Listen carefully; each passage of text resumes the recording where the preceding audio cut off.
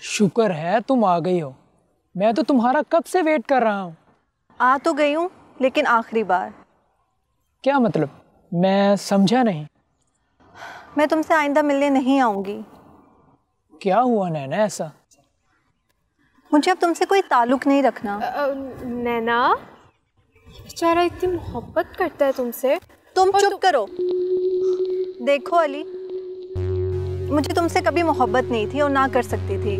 तुम्हारा और मेरा ताल्लुक सिर्फ वक्ती था और अब इस ताल्लुक का वक्त खत्म हो चुका है। ऐसा मत कहो नैना, मेरा दिल फट जाएगा। मैंने तो तुम्हारे साथ शादी के ख्वाब देखे थे। शादी? शादी और तुमसे? ये सोच भी कैसे लिया तुमने?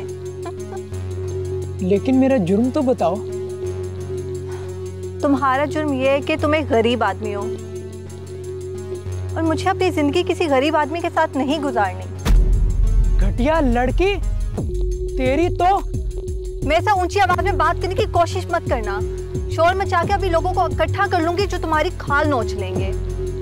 बेहतर होगा कि चुपचाप यहाँ से चले जाओ।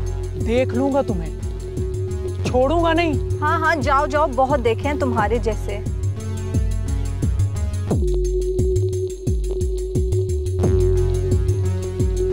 क्या किया तूने? अच्छा भला बुद्धू हाथ से निकाल दिया। आमना, अब मुझे ऐसे बुद्धुओं की जरूरत नहीं है। क्या मतलब? तू नहीं समझेगी।